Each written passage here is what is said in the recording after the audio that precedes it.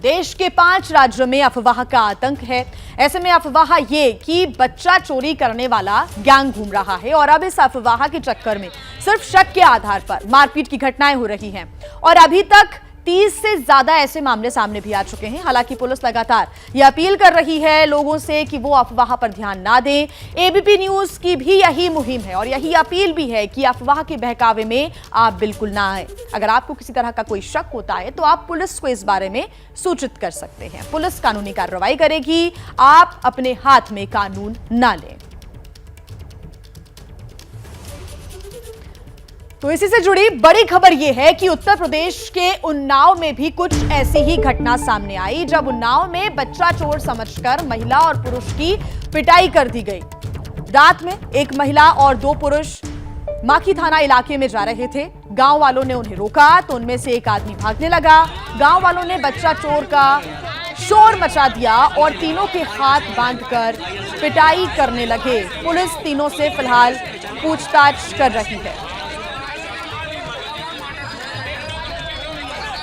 तो ये तस्वीरें भी आपको हम लगातार दिखा रहे हैं। पुरुष और एक महिला इस इलाके में पहुंचे और लोगों ने इन्हें रोकने की कोशिश की तो उनमें से एक शख्स भागने की कोशिश कर रहा था, भागने लगा तो किसी ने बच्चा चोर का शोर मचाया और उसके बाद लोगों ने पिटाई करना शुरू कर दिया। तीनों लोगों से फिलहाल पूछताछ पुलिस कर रही है। माखी थाना क्षेत्र की ये पूरी घटना सामने आई है। यूपी के उन्नाव में बच्चा चोरी के शक में पिटाई की गई है। सिर्फ शक के आधार पर लोगों ने कानून अपने हाथ में ले लिया। ऐसे में हमारी भी आपसे यही अपील है और लगातार पुलिस की तरफ से भी अपील की जा रही है कि अगर कोई शक है तो ऐसे में आप पुलिस को इस बारे में सूचना दें। पुलिस कानूनी कार्रवाई करेगी।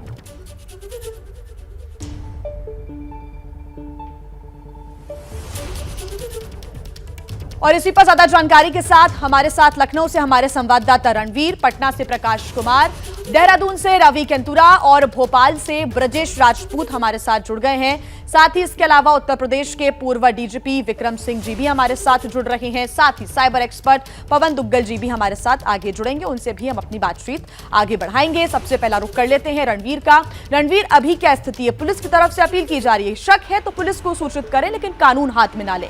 क्या तस्वीर अभी वहां की? देखिए, यूपी पुलिस ने साफ कहा है कि जहां से भी खबरें आ रही हैं, चाहे वो सही में बच्चा चोरी की घटना हो या अफवाह हो, पुलिस मौके पर पहुंचे, वरिष्ठ अधिकारी वहां पर पहुंचे और इस बात को प्रमाणित करें कि आखिर जो खबर फैली है वो किसने फैलाई है। अगर अफवाह है तो किन लोगों ने हिंसा करने की कोशिश की है और उन पर भी कार्रवाई हो। संभव हो कि यूपी पुलिस रासुका लगाने तक पे विचार कर रही है कि जो भी लोग इस तरह से अफवाह फैलाने के दोषी पाए जाएंगे उन पर रासुका लगा सकती है। अब अगर बात करें यूपी की तो लखनऊ, रायबरेली, सीतापुर, हरदोई, उन्नाव और मुरादाबाद, सहारनपुर तमाम ऐसे ज़िले हैं जिन ज़िलों से इस तरह की खबरें आई हैं। क्योंकि वजह क्या है, सोशल मीडिया पे एक छोटा सा कोई वीडियो या मैसेज फॉरवर्ड किया जाता है और उसको कई लोगों को फॉरवर्ड करने में समय नहीं लगता है। इसी वजह से सोशल मीडिया पर यूपी पुलिस लगातार निगरानी रख रही है। जो भी लोग इस तरह के मैसेजेस को फॉरवर्ड कर रहे हैं उन लोगों पर कार्रवाई करके ये पुलिस बार बार बताने की कोशिश कर रही है कि ये महज एक अफवाह है। लखनऊ में 2 घटनाएं हो गई। इसके अलावा गोरखपुर में एक बच्चा जो कि बहुत बेकार हालत में वो घूम रहा था तो लोगों ने चाइल्ड केयर को फ़ोन किया कि यहाँ पर एक बच्चा है, उसकी स्थिति ठीक नहीं है। चाइल्ड केयर के लोग गए, बच्चे को लेकर के सुधार गृह ले जा रहे थे, उनको पीट दिया गया इसलिए क्योंकि उनके ऊपर शक था कि वो बच्चा चोरी कर रहे हैं। पुलिस ने भी उनके साथ अभद्रता कर दी। उन जो महिला थी चाइल्ड केयर की, उनके साथ गाली गलौज की और इसी वजह से यूपी पुलिस ने साफ कहा है कि किसी भी तरह की अफवाह पर तुरंत वहां पर पहुंच करके प्रमाणित करना है कि घटना क्या सच है। अगर सच है तो बच्चे को ढूंढने में लगे और अगर अफवाह है तो जो लोग भी अफवाह फैला रहे हैं उन पर कार्रवाई करने के लिए यूपी पुलिस ने खास तौर पे हर जिले को अलर्ट किया है। और साथ ही जो LIU है, LIU को भी कहा है कि वो भी निगरानी रखे कि इस तरह की अफवाह ना फैल पाए और ना लोगों के साथ मारपीट की घटना हो। जी ठीक, रणवीर आप हमारे साथ बने रहिए। बिहार लिए चलते हैं दर्शकों को। पटना से हमारे सहयोगी प्रकाश कुमार हमारे साथ जुड़े हुए हैं।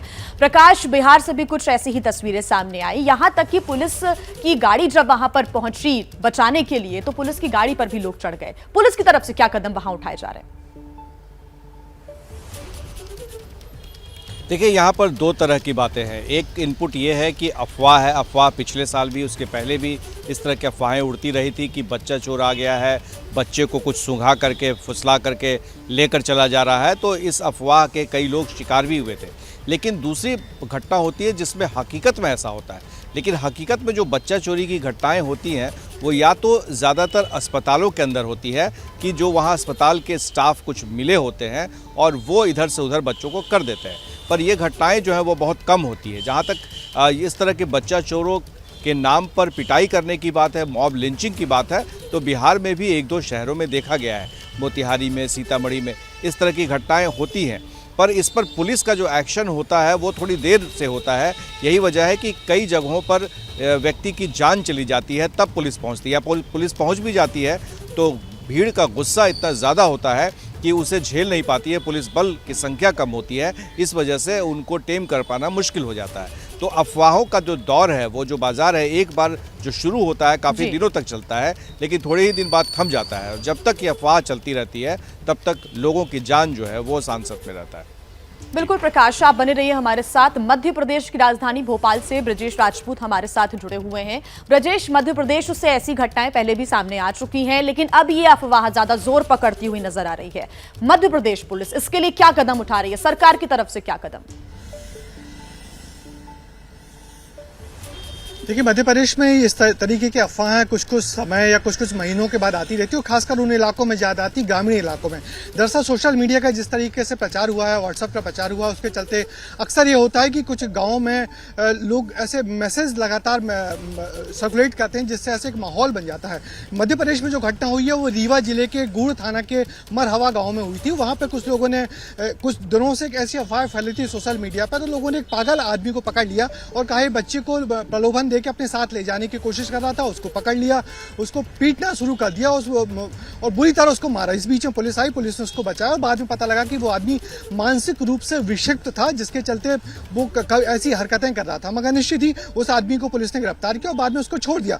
मगर ये घटना अचानक ही नहीं हुई, उसके पीछे बहुत सारा होमवर्क हो रहा था। बहुत सारे कुछ दिनों से उन गाँवों में या उस इलाके के गाँव में इस तरीके के मैसेज सर्कुलेट हो रहे थे, जिसमें जाने अनजाने में। और फिर हुआ ये कि ये जब घटना हुई थी उसके बाद इस घटना का वीडियो सर्कुलेट हुआ और तमाम आसपास के इलाकों में, जिलों में, तो वहाँ एक दहशत का माहौल बना। मगर पुलिस का कहना यही है कि इन अफवाहों पे ध्यान ना दिया जाए। ये जो व्हाट्सएप के मैसेज हैं बेबुनियाद होते हैं, उनमें पूरी सच्चाई नहीं होती है। तो इस तरीके का जनजागरण अभियान जब तक पुलिस प्रशासन नहीं चलाएगा तब तक ऐसी घटनाएं कुछ कुछ दिनों में, कुछ कुछ महीनों में होती रहती हैं, जो खासकर ग्रामीण इलाकों में या कस्बाई इलाकों में हम लोग ज़्यादा देखते हैं। मगर मध्य प्रदेश में अभी सिर्फ रीवा में ऐसी घटना हुई जिस पर पुलिस ने त्वरित कार्रवाई की, मगर वो आदमी मानसिक रूप से विक्षिप्त निकला, उसको गिरफ्तार करके जेल भेजा, बाद में वो चला गया। मगर निश्चित ही ये घटनाएं बता रही हैं कि सोशल मीडिया किस तरीके से पेनिट्रेशन कर रहा है और किस तरीके से लोगों को हिंसा करने को उत्तेजित कर रहा है नए नए मुद्दे देख के। बिल्कुल, और ये कोई पहली घटना नहीं है। इसके पहले भी सोशल मीडिया के माध्यम से अफवाह फैलाने की घटनाएं सामने आती रही हैं और इतनी ज्यादा ये जोर पकड़ लेती हैं कि लोग एक दूसरे को मारने के लिए उतारू तक हो जाते हैं। कुछ वैसी ही घटना उत्तराखंड से भी सामने आई। देहरादून से हमारे सहयोगी रवि कैंतुरा हमारे साथ जुड़े हुए हैं। रवि, वहां की पुलिस क्या कर रही है इन तमाम घटनाओं की रोकथाम के लिए? बिल्कुल जी, देखिए, अगर उत्तराखंड के दो जिलों की बात करें, हरिद्वार और उधम सिंह नगर में इस तरीके की घटनाएं सामने आई हैं कि वहां पर कई लोगों को संदिग्ध समझकर जो है पीटा गया है, उनके साथ मारपीट हुई है। और सोशल मीडिया पर इन दो जिलों में बहुत ज़्यादा इस तरीके के मैसेजेस वायरल किए गए हैं, जहां पर ये बताया गया है कि बच्चा चोर गैंग इन दो जिलों में सक्रिय है। और यही वजह है कि जो खासतौर पर जो देहात क्षेत्र हैं वहाँ पर तमाम ऐसे संदिग्ध लोगों के साथ मार पिटाई हुई है। बाकायदा पुलिस को एक प्रेस कॉन्फ्रेंस करनी पड़ी और हरिद्वार पुलिस और उधम सिंह नगर पुलिस ये साफ कर चुकी है कि फिलहाल इन दोनों जिलों में इस तरीके का कोई गैंग सक्रिय नहीं है। बच्चों की सुरक्षा के लिए उनका ख्याल रखना जरूरी है, लेकिन संदिग्ध और इस तरीके की अफवाहों पर अगर किसी के साथ मार पिटाई होती है तो एक तरीके का क्राइम है। तो ऐसे में लोगों से भी अपील की गई है कि वो ऐसा ना करें। अगर उनको ऐसा लगता है तो पुलिस को सूचित कर सकते हैं। लेकिन अगर कार्रवाई की बात की जाए तो जहां तमाम लोगों के साथ मार पिटाई के वीडियोज अब वायरल हो रहे हैं इन दो जिलों से, वहीं कई लोगों को हिरासत में भी लिया गया है जिन लोगों ने इस तरीके के मैसेजेस वायरल किए हैं। इसके साथ ही कुछ ग्रुप्स बनाकर भी ये मैसेज वायरल किए जा रहे थे। तो एडमिन एडमिन को भी गिरफ्तार किया गया है। ऐसे में पूछताछ की जा रही है। कुछ ऐसे लेटर्स थे जो कि सोशल मीडिया पर डाले गए जहां पर बच्चा गैंग सक्रिय होने की बात हरिद्वार और उधम सिंह नगर जिले में की गई, लेकिन फिलहाल पुलिस ने इनका खंडन कर दिया है और पुलिस ने यह भी साफ तौर पर कहा है कि लोग अफवाहों पर ध्यान न दें। हालांकि अगर उनको कुछ इस तरीके के संदिग्ध लोग दिखाई देते हैं तो ऐसे लोगों की सूचना वो पुलिस को दे सकते हैं, लेकिन कानून को हाथ में न लें और इस तरीके की अफवाहों से बचें। जी जी ठीक रवि, आप हमारे साथ बने रहिए। देखिए, लगातार 5 राज्यों से ऐसी घटनाएं सामने आई जिससे वाकई लोग दहशत में हैं, क्योंकि सिर्फ अफवाह या फिर शक के आधार पर लोगों की पिटाई की गई है।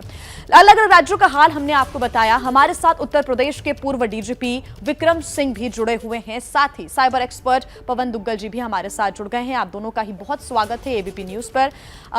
विक्रम सिंह जी, सर, मेरा सवाल आपसे ये है कि इस तरह की घटनाओं को आखिर रोका कैसे जाए? तब जब पुलिस पहुंचती है रोकने के लिए तो उन पर भी कुछ लोग हमलावर हो जाते हैं। ऐसे में आपका क्यों ओपिनियन इन पूरी घटनाओं पर और कैसे रोकथाम हो सकती है?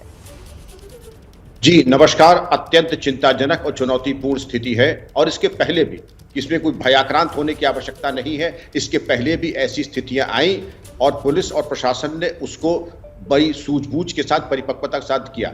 अब आप ये देखें, सबसे पहले अफवाह पहले के दौर में वर्ड टू माउथ होती थी, लेकिन अब सोशल मीडिया के माध्यम से तो पुलिस और साइबर सेल की बहुत बड़ी जिम्मेदारी ये हो गई है कि साइबर स्पेस में उसको जाकर के उसका खंडन करें, जनता का मार्गदर्शन करें और अपनी मौजूदगी संवेदनशील स्थानों पे, जैसे आपने बताया कुछ जनपद चिन्हित है और उन जनपदों में भी वो विशिष्ट स्थान चिन्हित हैं जो संवेदनशील हैं, जहां अफवाह, दिव्यांगों, मानसिक रूप से विक्षिप्त लोगों, भिखारियों, ऐसे लोगों को शक के आधार पर बंधक बनाकर उनके साथ मारपीट की जाती है।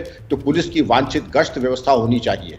इसके पहले इस अपराध में जो लोग पकड़े गए थे, मानव तस्करी, भिक्षावृत्ति, किन्नर बनाने के उद्देश्य से जो किडनैपिंग और इस तरीके के एब्डक्शंस हुए थे, या ऐसे कपल्स जिनको की एक मेल चाइल्ड चाहिए था, उसके लिए बच्चे की व्यवस्था करना, ऐसी जगहों को चिन्हित करके पुराने अपराधियों को पूछताछ करके और अभिसूचना का संकलन करें और इस तरीके के संदिग्ध लोगों के आवागमन और उनके बारे में एक अभियान चलाकर कार्रवाई करें।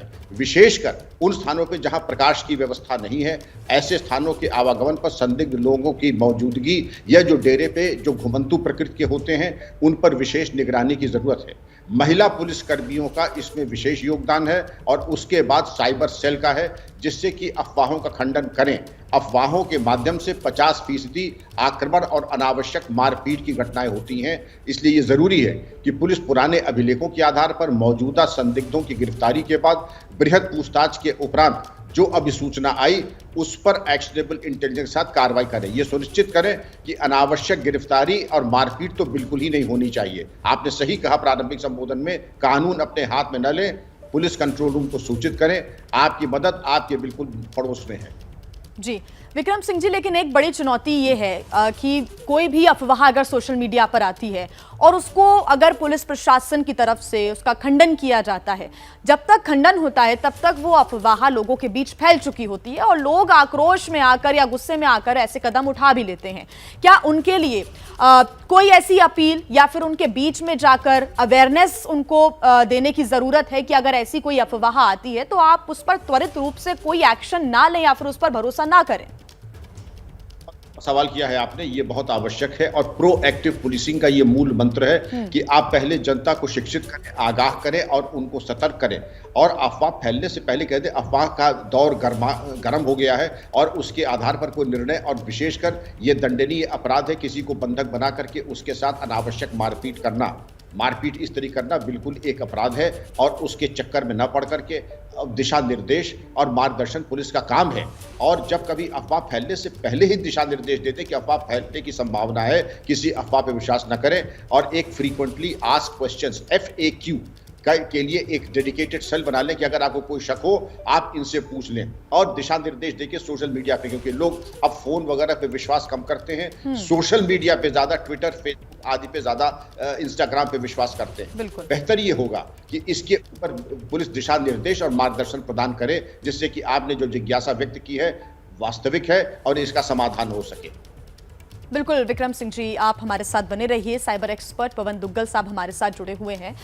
सर, मेरा सवाल आपसे ये है कि क्योंकि सोशल मीडिया पर पहले भी कई बार फिल्टर या फिर मैनिपुलेटिव मीडिया को कैसे वहां से हटाया जाए, इस पर एक लंबी चर्चा होती रही है। लेकिन एक बार फिर क्योंकि अफवाह सोशल मीडिया पर तेजी के साथ फैलती है, लोगों के हाथों में, हर किसी के हाथ में फोन है, तो तुरंत ये अफवाह सर्कुलेट हो जाती है। ऐसे में इसकी रोकथाम का आपके पास कोई आइडिया या फिर आप कुछ बताना चाहें ताकि इन अफवाहों पर रोक लगाई जा सके, क्योंकि ये कोई छोटी मोटी अफवाह नहीं, इन अफवाहों की वजह से किसी की जान तक जा रही है। देखिए, आज कानून का अभाव है। भारत के पास कोई फेक न्यूज संबंधी कानून मौजूद नहीं है। इसलिए लोगों को लगता है कि जो कुछ आपने झूठ परोसना है आप परोस लें, लोग उसको लपट लेंगे, और यही चीज हो रही है। कहीं ना कहीं कानून की कमी है, लेकिन कानून की कमी के साथ साथ जहाँ एक और आपको सुदृढ़ कानूनी व्यवस्था लानी पड़ेगी, वहाँ दूसरी जो वर्तमान कानूनी प्रावधान है उसको भी इम्प्लीमेंट करने की आवश्यकता है। जैसे जब आप झूठ का सहारा लेते हैं और झूठे इलेक्ट्रॉनिक रिकॉर्ड बनाते हैं तो वो इलेक्ट्रॉनिक फोर्जरी बन जाती है। धारा 468 भारतीय दंड संहिता के तहत 7 साल की सजा का प्रावधान है और जुर्माने का प्रावधान है, लेकिन पुलिस अभी भी इस तरह के मामलों में 468 पे मुकदमे दर्ज नहीं करती। साथ ही साथ जहां पुलिस अधिकारियों को ज्यादा ट्रेनिंग करने की जरूरत है, कैपेसिटी बिल्डिंग करने की जरूरत है, वहाँ दूसरी ओर उपभोक्ताओं को, जो नॉर्मल यूजर्स हैं और डिजिटल जो स्टेक होल्डर्स हैं, उन तमाम सारे लोगों में ये जागरूकता फैलानी है कि देखिए, कोविड-19 के आने के बाद अब एक न केवल इन्फोडेमिक आ चुका है, बल्कि इस तरह का माहौल हो चुका है जहाँ चारों ओर हमारे ओर फेक न्यूज़ या झूठी इंफॉर्मेशन पनप रही है। इसलिए समय आ गया है कि हम अपनी मानसिकता को बदलें। जो हमारे बड़े बुजुर्ग कहा करते थे कि हर चीज़ पर विश्वास करो, आज समय आ गया है कि आप अपने मस्तिष्क में एक डिस्ट्रस्ट और मिसट्रस्ट की भावना को जागृत करें। हर प्रकार की जानकारी को शक शुबा की नज़र से देखें जब तक आप उसकी इंडिपेंडेंट ऑथेंटिसिटी या वेरासिटी को कोरॉबरेट ना कर सकें। कोशिश करें, आज बहुत सारी वेबसाइट्स हैं जो आपको बता देती हैं क्या चीज़ सही है, क्या नहीं है, क्या वायरल सच है। उन वेबसाइट का भी इस्तेमाल कर सकते हैं, लेकिन उत्तेजना में आपने कुछ चीज़ फॉरवर्ड नहीं करनी, पैनिक में आपने कुछ चीज़ एक्ट नहीं करनी, क्योंकि आपको मालूम नहीं कि अब आप इस ऐसे नए साइबर युग में आ गए हैं, कदम आपने रख चुके हैं, जहां पर अब हर मोड़ पर खतरा है। हर मोड़ पर एक मुकदमेबाजी, एक केस आपका इंतजार कर रहा है।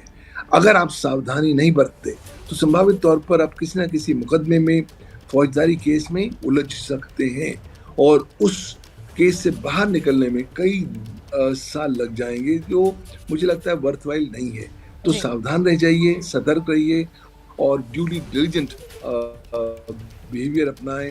साइबर हाइजीन का इस्तेमाल करें, साइबर सुरक्षा को जीवन जीने की शैली के स्वरूप में अडॉप्ट करें और यही मैक्सिमम कर सकें। इसके साथ साथ आप जब अपनी डिजिटल लाइफ में डे टू डे एक्टिविटीज़ कर रहे हैं, कहीं ना कहीं जागरूक हो जाइए कि हो सकता है मैं भी प्यादा बनने वाला हूँ किसी फेक न्यूज़ के डिसेमिनेशन में। एक बार इस प्रकार की आपको अवेयरनेस होगी तब काफ़ी हद तक इस तरह की कंटेंट से बच पाएंगे। पवन जी, एक और बात जो आपने कही कि जो हाइजीन है उसको मेंटेन करना चाहिए सोशली भी, क्योंकि कई बार हमने देखा है कि आप किसी से कोई चर्चा भी कर रहे हैं या फिर आपने अपने फ़ोन पर कुछ सर्च भी किया, तो आपका स्मार्टफोन इतना ज़्यादा स्मार्ट है कि अगर आप कोई भी वेबसाइट खोलेंगे तो आपको उसी प्रकार के एड्स या फिर वैसी ही मीडिया आपको देखने को मिलेगी। अगर आप फेक न्यूज़ या फिर वैसे चैनल्स देख रहे हैं तो उसी तरीके की न्यूज़ आपको मिलती है। क्या इसकी रोकथाम के लिए कोई कदम उठाना ज़रूरी है? सरकार को काफी कदम उठाने चाहिए। पहली बात, सरकार को ये जो मीडिया है ये अल्टीमेटली इंटरमीडियरीज हैं भारत के सूचना प्रौद्योगिकी कानून में। उनका ऊपर दायित्व बनता है कानून का कि वो ड्यू डिलिजेंस, सावधानी बरतें जब वो अपनी ड्यूटीज का निर्वाह करते हैं। अब ये सावधानी क्या होगी, ये केवल केंद्रीय सरकार परिभाषित कर सकती है। तो अगर केंद्रीय सरकार सेक्शन 87 भारत के इंफॉर्मेशन टेक्नोलॉजी एक्ट में रूल्स लेकर आए जिसके माध्यम से वो बता पाए कि प्लेटफॉर्म ओनर्स को क्या क्या करना है, मीडिया को क्या क्या करना है, ताकि उनके यहाँ जो फेक न्यूज़ है वो पनपे ना। अभी क्या है, अभी तो आपके प्लेटफॉर्म पर फेक न्यूज़ आती रहती है, आप कुछ नहीं करते हैं क्योंकि आपको लगता है कि कुछ कानून अपंग सा है। लेकिन अगर हम आईटी रूल्स 2021 को इफेक्टिवली कार्यान्वित कर पाए, अगर हम नए कानूनी प्रावधान ला पाए जो विवश कर सके इन डिजिटल मीडिया प्लेटफॉर्म्स को कि वो इंश्योर करें कि प्रोएक्टिव स्टेप्स लें ताकि उनके यहाँ फेक न्यूज़ डिसेमिनेट ना हो, तो एक अच्छा कदम होगा आगे वक्त जाने में। जी, बहुत शुक्रिया पवन दुग्गल जी हमारे साथ जुड़ने के लिए। हमारे साथ विक्रम सिंह जी भी जुड़े, बहुत शुक्रिया सर तमाम बातचीत के लिए हमारे साथ। जैसे ही घड़ी का काटा दोपहर 2:30 पे आए, बबीता जी का दिल सास बहू साजिश के लिए मचल जाए। और ये है इनकी बहू, पूरे दिन ऑफिस की टेंशन हो जाए गॉन जब ये करें अपना फेवरेट शो फ्री टाइम पे ऑन। इनकी तरह आप भी देखिए अपना फेवरेट शो अपने टाइम पर और डाउनलोड कीजिए एबीपी लाइव ऐप अपने स्मार्ट टीवी पर।